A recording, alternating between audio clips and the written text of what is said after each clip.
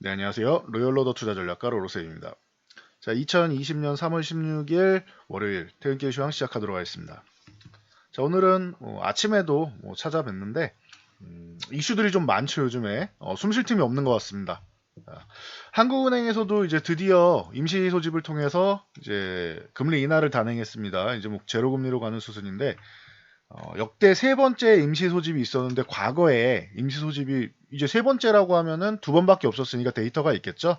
이 과거의 임시 소집 이후에 주가 방향이 어떻게 됐는지 이때 뭐 2001년 그리고 2008년 두 번 있었습니다. 2001년이면은 여러분들이 알고 계시는 닷컴 버블, 2008년인도 여러분들이 알고 계시는 큰 상황이죠.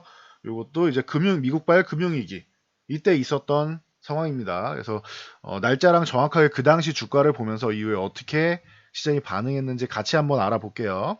먼저 이슈들 간단히 정리해 드리겠습니다. 자, 지난주 목요일 날 우리나라 장중에 트럼프 대통령이 기자회견을 했는데 쓸데없는 소리를 많이 했다라고 했어요. 물론 뭐 제가 표현하기를 그런 거지 정말로 쓸데없는 소리는 아니고, 근데 시장에 불리한 소리를 했다라는 뜻입니다. 그래서 뭐 유럽이랑 뭐 여행이랑 이 입국 금지 같은 경우 뭐 얘기도 없이 어, 뭐 해결을 받고, 그리고 국가 비상 사태를 선포할 줄 알았는데 자꾸 이제 부정적인 얘기만 계속 나오니까 시장에 우리나라부터 시작해서 시장이 굉장히 안 좋은 모습을 보였죠. 목요일 금요일. 그러고 나서 치사하게 지들은 장 마감하기 전에 트럼프 대통령이 금요일 날 국가 비상사태, 목요일 날 우리나라 장중에 말했으면 좋았을 텐데 한 발 늦게 얘기를 합니다. 계속 일부러 그러는 건지 국가 비상사태 선포하고, 자, 500억 달러 규모의 자금을 투입하고 500만 개의 검사 키트를 제공하고, 500만 참 좋아하죠. 자, 그리고 자, 대출 이자 면제하고 이제 유가 부분 문제된다라고 했죠. 유가 부분 문제 이 부분을 해석하기 위해서 그럼 우리가 비축유를 그냥 구매해 놓겠다라고 하면서 이제 유가를 안정시키겠다라고 주장을 하죠. 근데 이 비축유 언제까지 쥐들이 매수할 수 있을까요?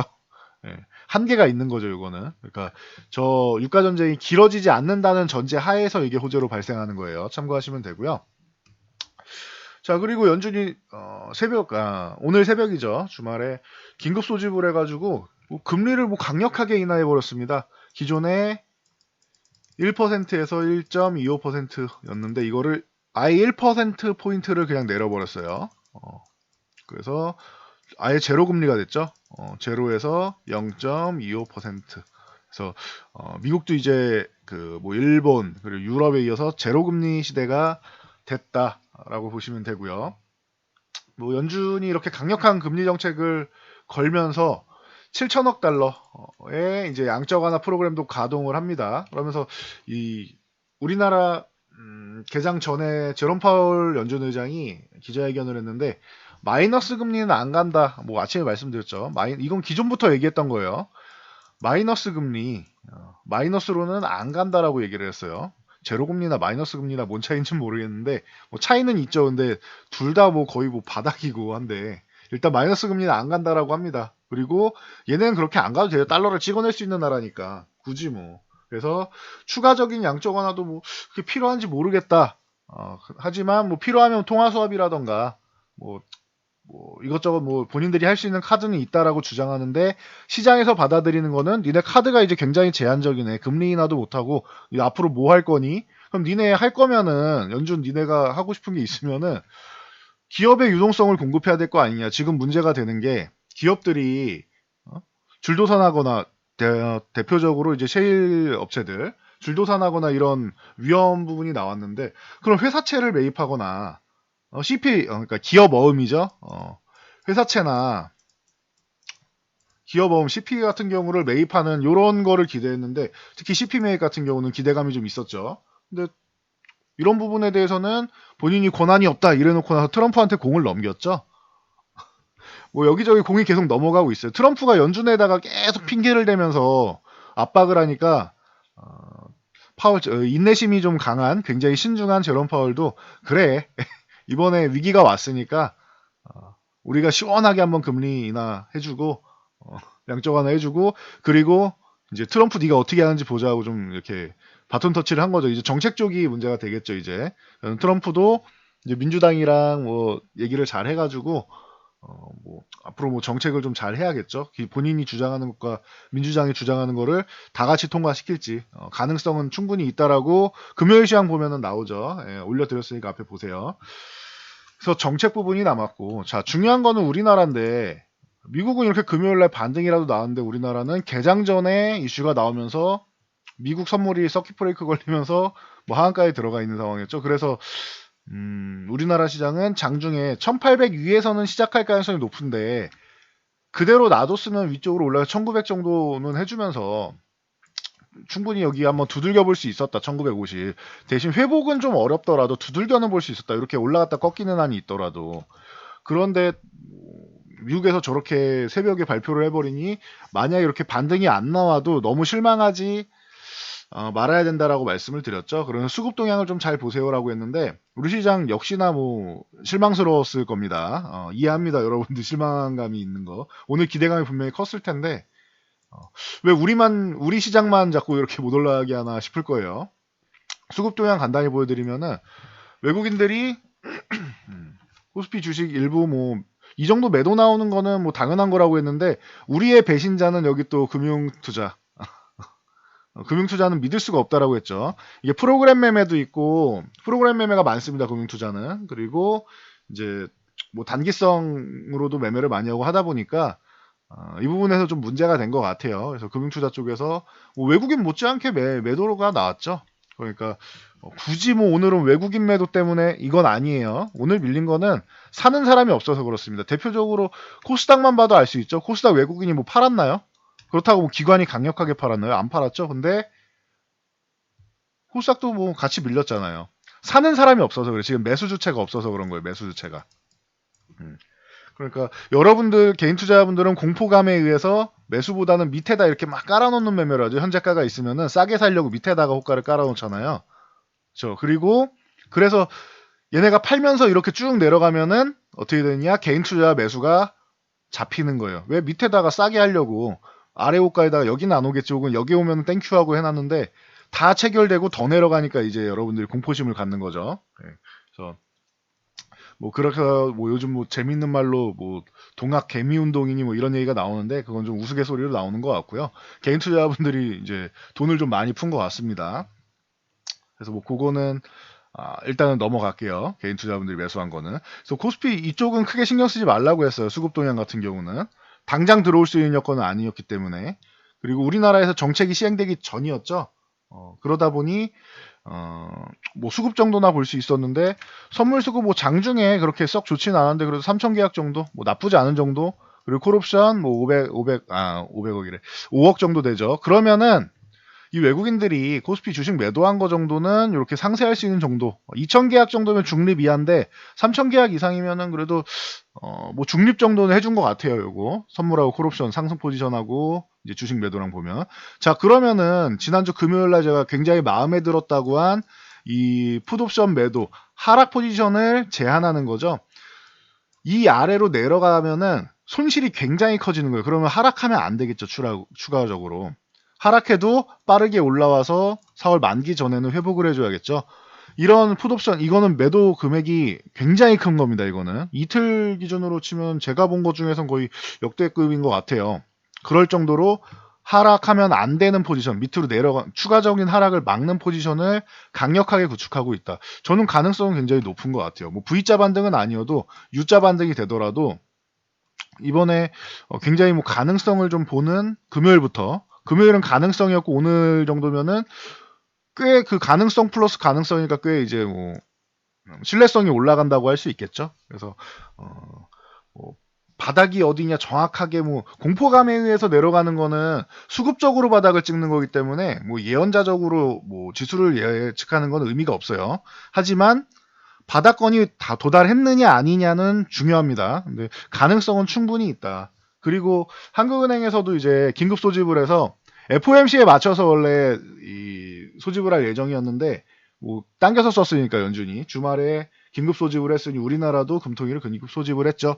그래서 기존에 우리나라는 1.25%로 기준금리 역대 최저 수준과 타이를 지금 이루고 있는 상황인데 여기서 제가 작년 10월에 인하할 때 말씀드렸죠. 올해에 0.25% 정도는 인하할 가능성이 높다. 이거 1%까지는 거의 이건 기정사실로 받아들이셔야 된다. 역대 최저금리는. 근데 1%를 깨고 내려갈 이슈가 있는지 요거는 좀 봐야 된다. 만약에 큰 이슈 없이 1%를 깨는 것은 한국은행에서도 고민이 좀 많을 거다. 우리나라 금리가 미국 금리보다 현재 낮은 수준이고 1%를 깬다라는 것은 이주열 총재께서도 좀 이제 굉장히 신중하게 생각할 것 같다라고 말씀을 드렸는데 뭐 신중하게 생각하고 말고 할 게 없었죠. 이번에는 미국에서 0.5%포인트 그 다음에 1%에서 1.5%를 인하해버리고 우리나라보다 더 낮은 금리가 되면서 이제 아예 제로금리를 가니까 0.5% 내리는 거는 뭐 일도 아닌 것 같아요. 오히려 이번엔 0.25를 내렸다라고 하면은 시장이 악영향을 끼쳤을 겁니다. 0.5냐, 0.75냐 뭐 여기 싸움이었던 것 같아요.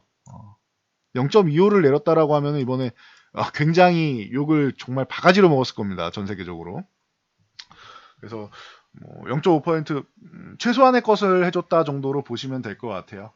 그러면서 이제 한국도 이제 사실상 이제 제로금리 시대에 돌입하는 개념이 되었죠. 이러면은 유동성이 공급된다. 이게 왜 중요하냐라고 질문하신 분이 과거에도 있었는데, 은행에 맡겨도 이제 예를 들어서 이 그대로 간다고 치면은 그래요. 1%의 이자를 준다고 쳐요. 물가 상승률도 못 따라잡을 가능성이 꽤 높죠. 우리가 체감하는 물가 상승률이에요. 정부에서 발표하는 거 말고. 체감하는 물가 상승률 1%는 넘잖아요. 그러면은 이제 은행에 맡기는 게 의미가 없다라고 생각하시는 분들이 점점 늘어나게 됩니다. 그래도 안전하게 은행에 맡기는 분들이 있지만 그러면은 그분들이 어디에다가 돈을 이제 굴려서 투자를 할 곳을 찾는데 그 중에서 주식시장이 이렇게 바닥권까지 내려와 있다라고 하면은 저밸류까지 내려와 있다 그러면은 이거는 매력적인 구간이 되죠. 유동성이 이렇게 풀리게 되는 거예요. 주식이 아니어도 이제 자금이 풀리게 되는 거죠. 여기저기 투자처를 찾게 되는 거. 그러면은 시장의 유동성이 좀 공급이 되고 과거에도 이렇게 이게 뭐 처음 있는 일이 아니니까 이 부분에 대해서 이제 앞으로 좀 돌아가 볼게요. 이게 언제적 있었느냐? 좀 길게 봐드릴게요. 자, 2008년도에 어떤 일이 있었느냐? 금융위기는 뭐 알고 계시죠? 근데 항상 보면은 우리나라는 정책이 좀 늦습니다라고 제가 최근에도 많이 말씀드렸는데 언제냐?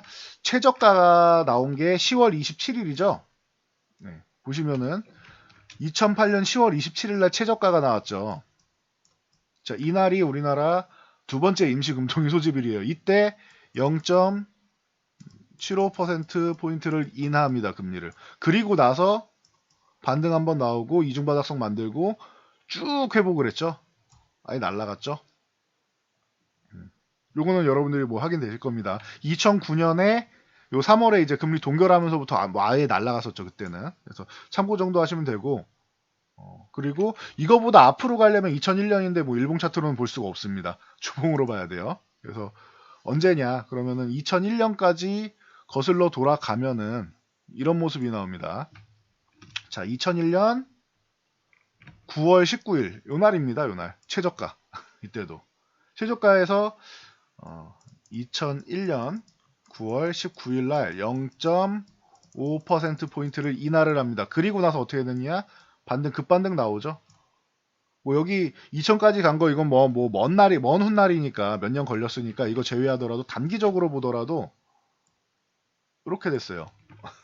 단기적으로 보더라도 주가가 거의 뭐 2배가 상승을 했죠. 단기적으로 얼마 걸리지도 않았잖아요. 요거는 1년도 안 걸렸습니다. 주가가 2배가 상승했죠. 급락한 다음에 위기가 왔을 때 항상 금통위는 임시 소집을 거의 막바지에 합니다. 끝자락에. 그리고 대부분 저점을 형성하고 바로 V자 반등이 아니더라도 뭐 이중바닥을 그리던 아니면 완만하게 가던 이번에는 V자보다는 뭐 U자형일 가능성이 높다라고 말씀드렸어요. V자 같은 경우는 보통 지정학적 리스크면 V자 반등이 나올 때가 꽤 있어요. 근데 질병 같은 경우는 이게 좀 해소가 되는 것 같다가도 이번에 우리나라도 뭐 어제 무슨 교회에서 또 모소 집회해가지고 예배라고 해야 되나요? 뭐 정상적인 교회 같지는 않았습니다. 기사의 내용으로는. 대체 뭐 제가 아는 교회는 아니니까 넘어가고 거기서 40명 확진자가 나왔다. 뭐 이 팩트만 얘기할게요. 그래가지고 회복되고 우리나라는 이제 100명 이하로 줄어들면서 이제 안정화되는 구간에서 한 번씩 터지는 게 콜센터 한 번 터지고 주말에 예배 보다가 한 번 터지고 이런 식으로 터져서 100명을 한 번씩 넘기긴 하는데 추세적으로 우리나라는 이제 안정화 단계에 접어들고 있죠. 그럼 우리나라는 해소가 되어 가는데 미국하고 이제 유럽 쪽이 문제가 되는 거죠. 그러면은 그 과정에서 여기서 한번 바운딩이 나오고 이중바닥성 움직임이 나올 가능성 뭐 요거까지는 열어둘 수 있겠죠. 그러니까 요 정도는 여러분들도 좀 융통성 있게 보시면 좋을 것 같아요. 그리고 지금은 이제 역대 세 번째 임시 금통이다. 그러면은 첫 번째 2001년도에 이렇게 해서 급등이 나왔고 그리고 나서 두 번째 아까 보여드렸듯이 금융위기 때 이렇게 저점 찍고 바닥 찍고 바운드 그리고 나서 이중바닥성 찍고 그리고 이제 금리 동결된 다음에 아예 날아갔었죠. 이렇게 나왔단 말이에요. 그러면은 세 번째인데 이번이 세 번째인데 오늘도 이제 저점 가능성에 대해서 이제 생각을 해볼 수는 있겠죠. 만약에 조금 더 흔들림이 나오더라도 이 구간에서 크게 밸류에이션을 추가적으로 뭐 계속 손상시키면서 막 내려가고 이런 것보다는 이번에 문제가 신종플루나 뭐 사스나 이럴 때랑 다른 거는 그거죠. 공장 가동이 중단된다는 거. 요런 부분인 거죠. 그때보다 중국이 영향력이 더 커졌고 공장 가동이 중단됐다라는 거. 요런 부분인데 당연히 경제에 영향력을 미치죠. 그러니까 저렇게 급락이 나오고 여기에 플러스 알파로 유가 전쟁 부분이 나온 게 여기에 굉장히 컸죠. 타격이. 그러니까 요 부분 때문에 그런 거지 충분히 가능성은 있다. 그리고 내일 추경 뭐 예산안 뭐 통과될 가능성이 높겠죠. 지금 얘기 나오는 거는 이제 문재인 대통령께서 추경이 1회로 끝나지 않을 수 있다. 뭐 이거 언제적 발언이니까 제가 이거는 지난달부터 얘기했던 거죠. 1차적으로 집행한 금액을 예산 측정된 금액을 추경 금액을 1차적으로 이거 속도가 중요하니까 1차적으로 시행을 하고 그 다음에 상황 봐서 2차 추경도 가능성 있다. 이 발언만 한번 해놓고 여지를 남겨놓으면은 1차가 빠르게 통과되면서 시장이 조금 그래 노력을 많이 하는구나 정부에서 이렇게 느끼고 2차도 준비를 할 수 있구나라는 정도만 상황 봐서 하겠다. 우리는 열어놓고 모든 상황에 대비하겠다라고 하면 된다라고 말씀을 드렸는데 뭐 늦었어요. 뭐 이제 와가지고 근데 좋습니다. 이제 와서라도 저렇게 얘기해 주는 게 좋은 거고요.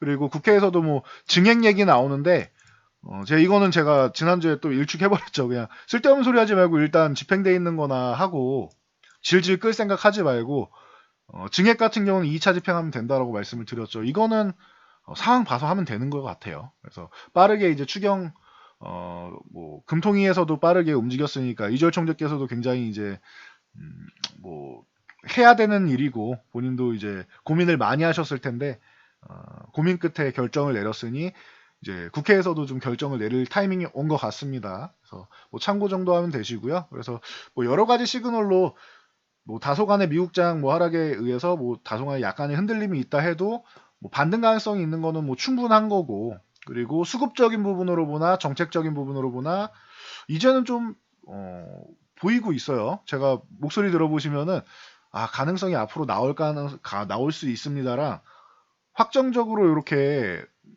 정책이 시행돼서 과거에 어떻게 됐었고 좀 말에 좀 힘이 실리는 구간이죠 지금은. 그래서 좀 더 확률이 굉장히 많이 올라갔다라고 보시면 될 것 같아요. 금요일만 해도 의심 단계였어요.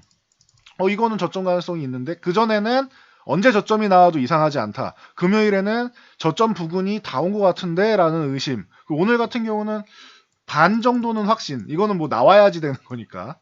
저도 뭐 예언자는 아니기 때문에 기존 데이터와 뭐 분석 결과 그리고 우리가 원했던 것들 얘기하면은 뭐 충분했죠. 그래서 뭐 요 정도면은 그래도 글로벌 정책 공조에 우리나라도 이제 슬슬 맞춰가고 있고 미국에서 자꾸 좀 돌발 행동을 좀 하는데 주말에 저렇게 안 해도 어차피 이번 주에 FOMC 일정이 잡혀 있었는데 꼭 주말에 했어야 했느냐 그렇게 미국이 급하냐 그리고 뭐 회사채나 뭐 CP 같은 경우는 기업어음은 왜 매입을 안 하느냐 시장에서 원하는 게 이건데 이런 부분에 있어서 미국이 계속 약간씩 아쉬운 정책을 조금 펼치고 있어요. 약간씩 아쉬운 시장에서 원하는 걸 해주긴 하는데 미국도 한 발 늦은, 우리나라는 뭐 거의 뭐 끝자락에 가는 거고 정책이 한 발 늦은. 그러면은 이제 트럼프한테 공을 넘겨서 이 위기를 트럼프가 좀 정책적으로 해결하는 모양으로 몰아줘서 이제 대선 쪽으로 좀 유리하게 이끌어 가려는 것인가, 요렇게 의심하게 되는 거죠. 그러니까 요거는 미국인들 감성이니까 제가 100%다 이해할 수는 없을 것 같습니다. 저라면은 그렇게까지 꼭 할 필요가 있었느냐라고 생각하는데, 이건 정치적인 부분이고 또 우리나라도 아니고 미국에 대한 정치적인 부분이기 때문에 감성이 다른 거예요, 우리나라랑. 그러면은 그냥 받아들이는 게 맞다고 생각해요. 아, 미국에서는 저런 감성으로 정치를 하고 하는구나. 이해하고 배우고 받아들이면 되는 거예요, 그거는. 그래서 굳이 뭐 우리가 알고 있는 거에 대입을 해가지고 미국을 그 틀 안에서 볼 필요는 없는 것 같습니다. 그래서 요 정도까지 정리해드리면 될 것 같아요. 그래서 뭐 우리나라에서 확진자 수는 이제 안정적으로 이제 좀 진화되는 과정이고, 강력한 정책 공조가 이루어지고 있고, 이거를 드디어 드디어 한국이 확진자 수가 급격하게 감소하면서 우리나라는 끝나가는 가운데 이제서야 언제나처럼 늦장 대응으로 해서 정책이 나왔다라는 거, 뭐 이 정도 보시면 될 것 같아요. 오늘 일본이랑 뭐 중국은 뭐 계속 나왔었고, 일본에서도 그렇고 경기부양책이 나오고 있는데 별로 뭐 구양책이 나왔다 정도만 알고 가시면 될 것 같아요. 미국의 정책이 저렇게 뭐 쇼킹하게 나왔고, 우리나라에서 드디어 움직이기 시작했다라는 정도. 그동안 이제 손 놓고 있진 않았지만 여러분들이 생각할 때는 이제 기분이 나쁜 상황인 게 맞겠죠. 왜냐면 우리도 좀 발 빠르게 대응했으면 좋겠는데 언제나처럼. 근데 항상 우리나라에서 대응을 시작하면 가장 늦게 움직이기 때문에 저점 부근에서 이제 정책을 펼친다. 요런 개념은 알고 계시면 될 것 같아요. 세 번째인데, 이번 세 번째도 앞에 두 번처럼 이 구간 부근을 해서 이번 주 중심으로 해서 저점을 형성하고 반등이 또 강력하게 나와서 앞으로 뭐 반년에서 1년 동안 굉장히 뭐 해피한, 과거처럼 뭐 두 배가 무조건 갈 거라고 말씀드릴 수는 없습니다. 지금 구간에서 두 배 가면은 3,000 이상, 3,000에서 3,500포인트를 가야 되는 거죠. 과거처럼 움직이면은. 근데 뭐 3,000까지는 저도 잘 모르겠고, 적어도 과거 지수 정도는, 기존 지수 정도는 회복하는 건 어렵지 않고, 그리고 기존 고점 정도 돌파 시도도 충분히 가능성은 있다고 봐요. 기존에 2,600인데 이거 정도 돌파 시도, 근처 가든지 돌파 시도하는 정도도 충분히 가능성은 있다라고 보고 있습니다. 제가 며칠 전에 이렇게 살짝이 오픈해 드렸는데, 우리 기존 주도주는 반도체주고 반도체 가격이 어떻게 됐는지 잘 체크하세요라면서 디램 익스체인지랑 뭐 소개해 드렸었죠. 역시나 반도체는 업황 이렇게 잘, 가격이 잘 회복되고 있습니다. 중간에 조금 잠깐 주춤하는 업황은 이미 반영이 다 된 거죠. 여기 주가에 과도하게 반영된 것도 있죠. 반도체주 같은 경우는 수급적인 동향 때문에. 그러니 뭐 이건 잘 생각해 보시면 될 것 같아요. 주도주랑 성장주랑 이쪽으로 지금은 뭐 포트폴리오를 좀 교체하고 하면은 여러분들 뭐 어렵지 않은 시장이 될 것 같아요. 지금 구간에서 어려운 거는 마음이 어려운 거지, 뭐 상반기 끝날 때쯤, 그러니까 상반기라고 해봐야 이제 3개월밖에 안 남았잖아요. 상반기 끝날 때쯤이면 언제 이랬냐는 듯이 올해 말 정도 가면은 다들 이제 박수 치면서, 항상 말씀드리는, 돈을 버는 것도 중요한데 쓰는 거 역시나 중요합니다라고 말씀을 드렸죠. 다 같이 부르이웃돕기를 할 수 있는 그런 뭐 행복한 계좌를 여러분들이 만들어갈 수 있는 시장이라고 생각합니다. 그래서 굉장히 자신감이 저는 지금 많이 올라와 있는 상태인데, 아직까지 그래도 전 신중하니까 확인은 하자라는 주의입니다. 확인은 하자인데 자신감은 꽤나 많이 올라와 있어요. 저희도 이제 반등 타이밍이 오면은 종목들 일부 좀 정리를 하고 교체를 하고 할 계획에 있습니다. 그래서 참고하시면 될 것 같고, 그래서 2기 모집은 지난주에 아예 마감을 했다라고 말씀을 드렸는데, 이제 뭐 3기 모집 뭐 조금 밀어놓고 있었는데 이것도 가능성이 좀 올라갈 것 같아요. 저희 시장에 맞게 무작정 뭐 항상 회원을 받거나 그러진 않죠, 저희는. 그래서 뭐 요거는 이번 주에 아마 공지가 올라올 것 같습니다. 오늘은 이제 좀 자신감이 좀 많이 회복되는 시장인 것 같네요. 너무 불안해들 하지 마시고요. 오늘 미국장이 좀 안 좋다고 해도 정책적으로 지금 받쳐주는 것들이 있고, 방향성이 무조건 아래보다는 다소간 흔들림이 있어도 이제 회복되는 구간 들어갈 가능성이 충분히 있으니, 여러분들 불안해하기보다는 제가 1월 달에 말씀드렸죠. 이렇게 하락이 나오면 기회가 된다라고 했는데 생각보다 조금 더 밀린 건 맞아요. 하지만 기회라는 의견에는 변함이 없습니다. 뭐 시황관이 그렇게 쉽게 변하진 않아요. 이번에 큰 이슈가 있어서 추가적인 하락이 나오고 흔들림이 있는 건 자연스러운 거지만 그렇다고 뭐 관점이 그렇게 변하지는 않습니다. 이번이 위기다. 위기는 맞죠. 위기는 이 정도로 급격하게 밀렸으면은 위기는 맞죠. 하지만 위기가 여기서 이제 뭐 L자형으로 해서 뭐 굉장히 딥하게 끌려갈 것이냐 이거보다는 뭐 U자형 정도를 보고 있다라고 말씀을 드렸고 그리고 과거에 첫 번째 2001년도 1년도에 요때 금통위 임시 소집 때 이후에 보여드렸죠. 주가 급등한 거. 그리고 2차 미국 금융위기 때 이때도 보여드렸죠. 주가 급등한 거. 이번에 3차입니다. 2020년이에요. 그래서 어떻게 되는지 한번 지켜보자고. 이번에도 이렇게 급등이 나온다라고 하면 여러분들 제가 말씀드린 대로 해피한 계좌가 될 가능성이 높고 여기서 반응이 없다라고 하면 무언가를 또 뭐 시행을 하겠죠. 우리나라는 이제 카드가 굉장히 많이 남아 있으니까. 그래서 뭐 이 구간이 여러분들한테 기회가 된다라는 거는 변함이 없습니다. 소외주만 잘 정리하고 잘 교체해서 이번 시장에서 다들 기회를 잘 잡으시길 바랍니다. 약간 여러분들이 조금 이제 종목들 좀 밀려 있거나 하는 거 이거 걱정 안 해도 되는 시장이 오는 거예요. 이게 만약에 정말로 2001년, 2008년처럼 된다라고 하면은 전혀 걱정할 필요 없는 상황이 됩니다. 그러면 반등이 한번 나올 때 여러분들 종목들 정리할 구간 줄 거고 교체하면은 그때 포트폴리오 교체하게 되면 그 이후에는 아주 아름다운 시장이 벌어질 수 있기 때문에 한번 기대를 해볼게요. 아직 뭐 이런 시장이 온 건 아니지만 충분히 가능성 있는 시그널들은 많이 만들고 있죠. 수급적인 부분도 있고 정책적인 부분도 있고 시기적인 부분, 뭐 밸류에이션적인 뭐 여러 가지 측면에서 가능성은 충분히 만들고 있으니까 지금 제일 중요한 건 그건 것 같아요. 이제 트럼프가 이제 또 어떻게 대응하느냐랑 유가 반응. 우리나라는 정책은 이제 풀려가고 있는 거죠. 그동안 굉장히 뭐 고구마처럼 막막했던 게 풀려가고 있는 거죠. 그러니까 나머지는 돼 있고 요 정도를 어떻게 잘 해결하느냐가 중요할 것 같습니다. 그래서 뭐 보시면 될 것 같고 일본이 올림픽을 아마 취소할 것 같죠. 1년 연기나 뭐 이렇게 될 것 같죠. 그러니까 참고하시면 될 것 같아요. 그렇게 은폐하더니 결국은 이제 제가 일본의 지도자 든 어디든 이렇게 올림픽이 있는 국가의 지도자라면은 트럼프라면은 우리나라 시민들을 위해서 시민들을 보호하기 위해서 1년 미루겠다 이럴 것 같은데 일본은 좀 참 재밌죠. 본인들 숨겨가지고 어떻게든 개최하려고 그만큼 일본이 힘들다라는 거예요 지금.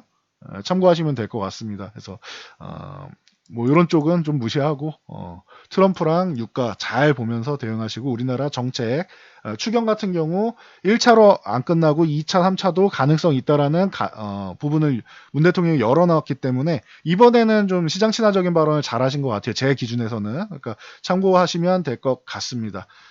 오늘도 간단히 해드리려고 했는데 이슈가 너무 많으니까 최대한 줄인 게 이 정도인 것 같아요. 너무 지루하다 생각하지 마시고 대신 과거 사례랑 이런 거 뭐 이렇게 뭐 재빠르게 발빠르게 준비해가지고 알려드리는 뭐 최대한 빠르게 알려드리려고 하고 있으니까 여러분들 이해해 주시기 바랍니다. 자, 저는 여기까지 말씀드리고 물러가겠습니다. 영상이 도움이 되셨다면 좋아요, 댓글 하나씩 달아주시면 영상 제작에 큰 힘이 됩니다. 저는 이만 물러가겠습니다. 잘 참고해서 모두 성공 투자하시기 바랍니다.